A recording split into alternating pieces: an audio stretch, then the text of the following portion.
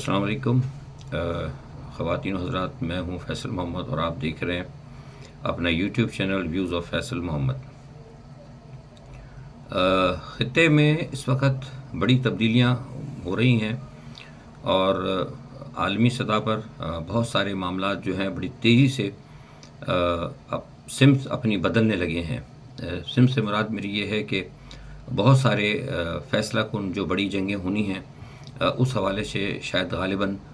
जो है सब बंदियाँ जारी हैं। पसे पर्दा बहुत सारे मामलात तय हो रहे हैं, साजिशें भी हो रही हैं और बहुत सारे मामलात जो हैं खामोशी के साथ जो है पसे पर्दा अंजाम दिए जा रहे हैं। पाकिस्तान जो हमारा खित्ता है और भारत, इसके अंदर तो इस वक्त वो ऑपरेशन सिंदूर और ऑपरेशन बनियानुल मखसूस की जो है आफ्टर शॉक्स अभी तक देखे जाते हैं, ख़ास तौर पर मीडिया में। इन तमाम चीज़ों का हम आज कोशिश करेंगे कि मुख्तसरन तज़किया करें। सबसे पहले तो ये बात मैं आपको बता दूं कि ईरान के हवाले से हमने आपको बताया था ईरान की सूरत हाल जो है वो इस वक्त अहम है और इस वक्त तमाम दुनिया में जिसे कहते हैं कि जो मामला चल रहे हैं उस पर एक टॉप जिसे कहते हैं ख़बरों में है। और कहा ही जा रहा है कि रोम के अंदर कल यानी जुमे को एक अहम मुलाकात जो है अमेरिका के साथ ईरान के हवाले से होने जा रही है, जिसमें तवक्को है कि शायद कुछ मामला तय पा जाए। लेकिन अगर वो मामला कल नहीं तय पाया तो इसका मतलब ये होगा कि फिर ईरान के ऊपर हमला जो है वो किसी वक्त भी मुतवक्का हो सकता है। उसकी वजह ये है कि मेरे पास जो इतलात मिल रही हैं तमाम सफारती और गैर सफारती ज़राए से और जरायद भी और जो हैं रिपोर्ट्स देने वाले, वो ये कहते हैं कि इसराइल इस हवाले से तमाम जो है न्यूक्लियर जो पॉइंट्स हैं ईरान के उसकी उन्होंने रेकी कर ली है, निशानदेही कर ली है। और जो ट्रंप का एक हालिया जो दौरा हुआ है जिसके बारे में मैंने आपको गुज़श्ता व्लॉग्स में बता चुका, अगर आप नहीं देखा तो देख लें, कि उस के रद्द-ए-अमल के बाद नेतन्याहू की जिसे कहते हैं कि हिम्मत बढ़ी है, हौसला अफजाई हुई है, तो उसके बाद ये फैसला किया गया है कि अब ईरान को फाइनली जो है घुटने पर लाया जाए। तो अगर कल ये मुज़ाकरात अगर कामयाब नहीं होते तो उसका मतलब ये है कि फिर ईरान के ऊपर किसी वक्त भी हमला हो सकता है।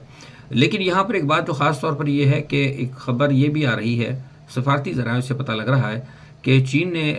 कहा है कि अगर ईरान के ऊपर अगर हमला होता है और इसराइली अगर जहाज़ अगर अटैक करते हैं, इसराइली एयरफोर्स अगर आती है तो इनको नाकाम करने के लिए चाइना जो है ईरान के साथ उनकी भरपूर मदद करेगा। और इसका भी चीन की जो हवाई टेक्नोलॉजी है, जो भी मामला है, वो भी उसका एक तजुर्बा आप अभी देख चुके हैं इंडिया पाकिस्तान के दरमियान हालिया टाकरे के अंदर। तो असल में ये एक चीज़ बहुत अहम है जो ये बात हो पाई है। और सुनने में ये भी आ रहा है कि ये जो मुफाहमत हुई है ईरान और चीन के दरमियान इसराइल के हवाले से, वो इसके अंदर रूस का बहुत बड़ा हाथ है। बहरहाल अब ये कल होगा फैसला, लेकिन ख़ास तौर पर एक चीज़ ये भी बता दूं कि कल मुज़ाकरात होने जा रहे हैं ईरान के साथ। लेकिन हाल ही में आज कल ही मतलब देखा हो कि गुज़श्ता चंद घंटों कबल जो है इसराइली सफारत खाने के 2 एहलकारों को जो है वाशिंगटन में कत्ल कर दिया गया है। मेरी तहकीकात के मुताबिक बताया जा रहा है, जो अभी तक खबरों में नहीं आया, कि वो उनमें से एक शख्स जो है जिसको गिरफ़्तार किया गया है वो फ़ारसी पे अबूर रखता है। तो कहा यह जा रहा है या कोशिशें की जा रही या कोशिशें की जा सकती है, अभी मैं कंफर्म नहीं है, लेकिन मैं अपना एक तजिया दे रहा हूँ कि हो सकता है कि इसको ईरान के साथ जोड़ने की कोशिश की जाए कि अगर मुज़ाकरात नाकाम हो जाते हैं तो इस जो एक वाक़या हुआ है वाशिंगटन के अंदर, इसको इसराइल जो है एक फॉल्स फ्लैग के तौर पर इस्तेमाल करके हो सकता है वो ईरान के ऊपर जाहिरियत का एक इसको बतौर एक बहाना बना ले। अच्छा, अमरीकी सदर को ओहदा संभालने में कई माह हो चुके हैं, लेकिन प्यूटन अभी तक उनसे मुलाकात नहीं कर पाए। प्यूटन उनको अभी तक टेलीफोनों पर टरखा रहे हैं और दोनों तरफ से मामलात भी हैं, कुछ गड़बड़ी चल रहे हैं। और ऐसा महसूस होता है, मुझे लगता है कि शायद हो सकता है कि ट्रंप को तवक्को थी कि शायद प्यूटन उनको बिल्कुल इसी तरह लेंगे जैसा कि अरब के अंदर MBS वगैरह ने लिया है। लेकिन आप पता बहरहाल बड़ी ताकत है, तो वो भी अब नहीं माने हैं और उन्होंने कहा कि अगर मेरी बात अगर नहीं मानी जाएगी तो फिर मैं किसी की बात नहीं मानूंगा। नतीजा हुआ कि 2 घंटे की बात नाकाम हो गई, मैं आपको पहले बता चुका हूँ। और उसके बाद ये है कि अमेरिका ने कल जो है मिंटमैन का, एक दुनिया का सबसे ख़तरनाक میزائل کا تجربہ کیا ہے، لیکن وہ میزائل جو ہے سب سے بڑی بات اس میں ہے کہ اس میں ایک ایک چیز جو ہے نا وہ امریکہ کے اندر ہی مقامی طور پر تیار ہوئی ہے، کیونکہ امریکن ماہرین کا یہ کہنا ہے کہ کہیں نہ کہیں جو ہم ٹیکنالوجی باہر سے لیتے ہیں وہ کہیں نہ کہیں کسی نہ کسی جگہ کوئی غیر ملکی جاسوسوں کو یا ان کی ٹیکنالوجی کو تک پہنچنے میں وہ معاون ثابت ہوتی ہے۔ اور ساتھ ہی ساتھ انہوں نے ایک بڑی خطرناک طریقے سے حفاظتی جو ہے ایک ڈوم کا بھی انہوں نے تجربہ، حفاظتی شیلڈ جو ہے اس کے حوالے سے بھی آرڈر کیا ہے، اور بتایا ہے کہ یہ جو امریکہ جو ایک حفاظتی ڈوم بنانا چاہتا ہے، حفاظتی شیلڈ جو بنانا چاہتا ہے، وہ روس کے ICBM کو روک سکتی ہے۔ میرا اس پہ جو تجزیہ ہے وہ بڑا مختلف ہے۔ روس کے جو ICBMs ہیں اس کو ابھی تک روکنے کی کسی کے پاس بھی کوئی بھی ابھی تک کوئی ایسی سہولت نہیں ہے ٹیکنیکل۔ یہ میرے اپنا خیال ہے اور اس کو بس میں یہیں پہ روکوں گا، اس سے زیادہ میں بات نہیں کروں گا۔ اس کے بعد جو ہے، کیونکہ امریکہ کے اعلان کے بعد جو ہے پیوٹن نے کرسک کے نیوکلیئر سینٹر کا دورہ کیا ہے، اور انہوں نے وہاں پہ دنیا کا سب سے خطرناک ICBM بنانے کا اعلان کر دیا ہے، اور وہ بھی امریکہ کے اس جو منٹ مین جو بنا رہے ہیں اس کے مقابلے کے اندر ہے۔ تو یہ جو مقابلے بازی نئی شروع ہوئی ہے، مجھے لگتا ہے کہ یہ معاملہ جو ہے کہیں نہ کہیں پھر جا کے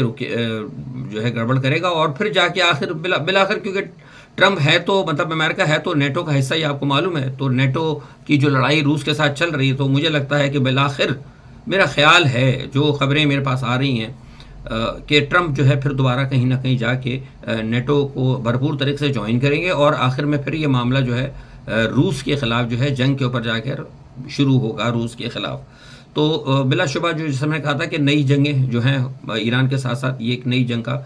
جو ہے معاملہ مجھے لگتا ہے کہ پھر دوبارہ سے یہ محاذ گرم ہو رہا ہے۔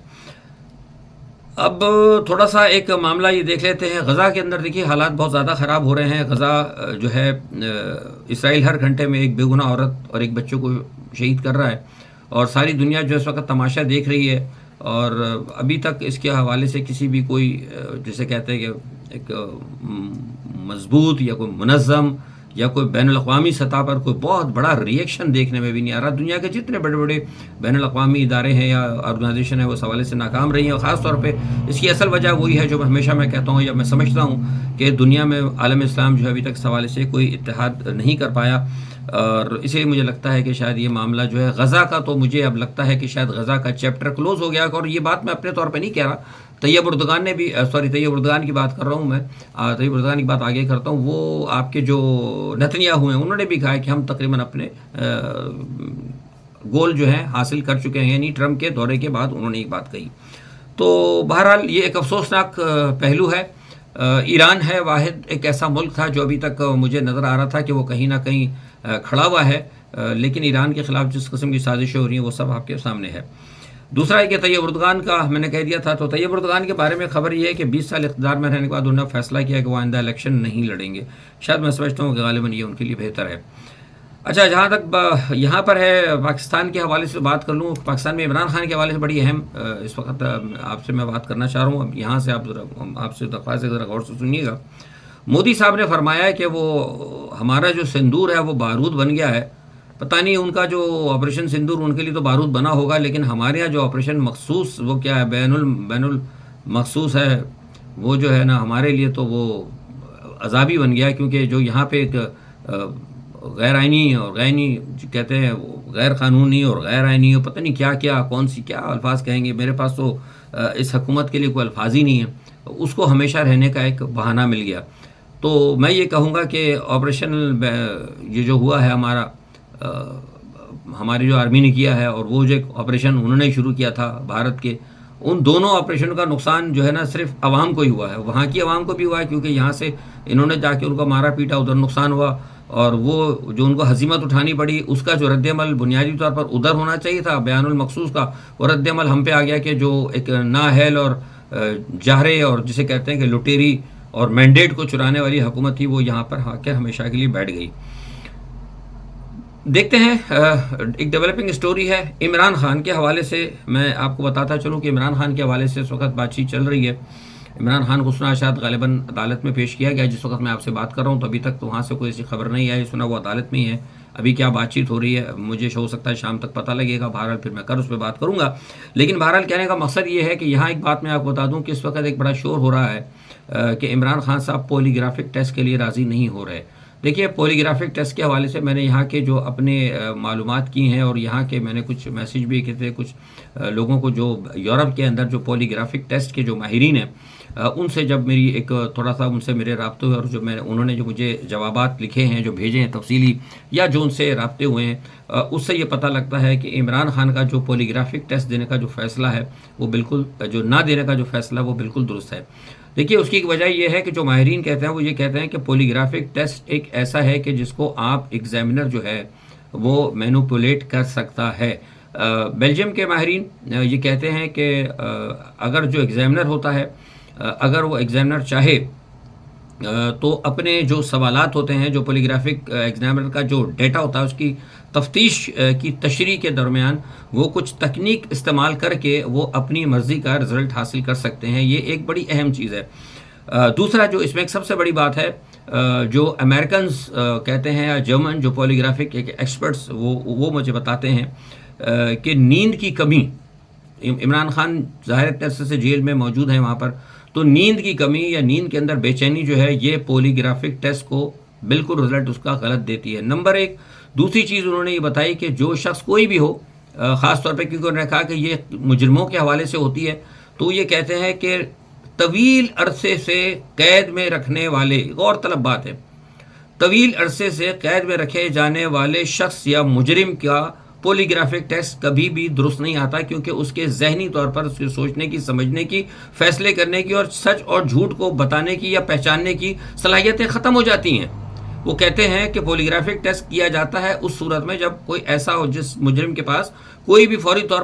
پر اگر آپ پاس کوئی ثبوت نہ ہو تو پھر آپ پولیگرافک ٹیسٹ کا سہارا لیتے ہیں کہ آیا مجرم جھوٹ تو نہیں بول رہا. لیکن ایک لانگ ٹرم کرنے کے بعد ایک ایسی قید اور بند کی صورت میں کسی بھی شخص کو رکھنے کے بعد آپ پولیگرافک ٹیسٹ کا نہیں لے سکتے ہیں درست رزلٹ اس کا نہیں آئے گا. اور جیسے کہ میں نے کہا کہ ماہرین یہ کہتے ہیں کہ آپ جو ایگزامینر ہوتا ہے وہ اپنی مرضی سے ٹیکنیک کے ذریعے اپنے مرضی سے وہ اس کے رزلٹ کو آگے پیچھے کر سکتا ہے. تو پھر عمران خان کے حوالے سے تو آپ کو پتا ہے کہ رزلٹ آگے پیچھے کرنا تو دور کی بات ہے ان پہ تو الزامات ہی سارے غلط ہیں ابھی تک. پولیگرافک ٹیسٹ کا جو آج 2 سال بعد 2.5 سال بعد جو آپ کو ضرورت آ رہی ہے پیش تو یہ اس بات کی غمازی کرتی ہے کہ آپ پاس کوئی ثبوت نہیں ہے اور آپ آخر کے اندر ان کو پکڑنے کے لیے یہ ایک جو ہے حربہ جو ہے ٹیکنیکی حربہ یا ڈیجیٹل ایک جسے کہتے ہیں کہ چال بازی آپ کرنا چاہتے ہیں الیکٹرانک چال بازی اختیار کرنا چاہتے ہیں عمران خان کو سزا دلوانے کے لیے. تو یہ ایک بہت اہم چیز ہے. تو میں نے جب ان سے یہ پوچھا کہ کیا عمران خان کے حوالے سے بھی میں نے بات کی ان سے کہا کہ بھئی ایک ایسے میں اس لیے یہ پوچھ رہا ہوں کہ ہمارے پاس پاکستان کے اندر ایک ایسا شخص جو کہ سابقہ پرائم منسٹر ہے اس کو مطلب میں نے ان کو باقاعدہ تفصیل بھیجی تھی کہ کیا 2.5 سال کے اندر جب وہ ان کو جیل کے اندر رکھا ہوا گیا ہے اور قید و بند کی سہولتوں میں وہ ہیں تو کیا آپ سمجھتے ہیں کہ پولیگرافک ٹیسٹ تو انہوں نے کہا کہ ایسے شخص کا پولیگرافک ٹیسٹ جو ہے وہ کبھی بھی قابل قبول نہیں ہوتا. اور یہاں پر ایک بات میں آپ کو بتا دوں کہ پاکستان کے اندر تو یہ اس وقت یہ کوشش کر رہے ہیں لیکن اتنا جدید بات ہے جھوٹ کو پکڑنے والی مشین ہے. برطانیہ یہ بتا دوں آپ کو امریکہ ایون سنگاپور کے اندر بھی اس پولیگرافک ٹیسٹ کی کوئی قانونی حیثیت نہیں ہے. یہ میں آپ کو بتا دوں یہ باتیں کوئی آپ کو نہیں بتائے گا. باتیں تو کی جا رہی ہیں بہت سارے لوگ کر رہے ہیں کہ عمران خان وہاں بھی ٹیسٹ سے بھاگ گیا تھا وہ کون سا تھا ادھر ایک اور یہاں بھی ٹیسٹ سے بھاگ رہا. بھاگنے کی بات نہیں ہے. اصل میں عمران خان کو پتہ ہے کہ اس کے دشمن جو ہے صرف پاکستان میں نہیں بین الاقوامی سطح کے اوپر جو اس کا مشن ہے اس کو ناکام بنانے میں کوئی صرف پاکستانی اسٹیبلشمنٹ نہیں ہے بلکہ بین الاقوامی انٹرنیشنل اسٹیبلشمنٹ کا ایک بہت بڑا ہاتھ ہے جو کہ مسلمانوں کے ساتھ جو کچھ اس وقت ہو رہا ہے. تو اس حوالے سے میں سمجھتا ہوں کہ عمران خان کا فیصلہ بالکل درست ہے. اسے عمران خان کا بھاگنا نہ سمجھا جائے. تو جو کچھ اس وقت یہ معاملات ہیں میں نے اس پہ یہ بھی آخر میں پوچھا کہ آپ یہاں یورپ کے اندر برطانیہ سے پوچھا کہ برطانیہ میں خاص طور پہ ہیلیفیکس کی جو عدالت ہے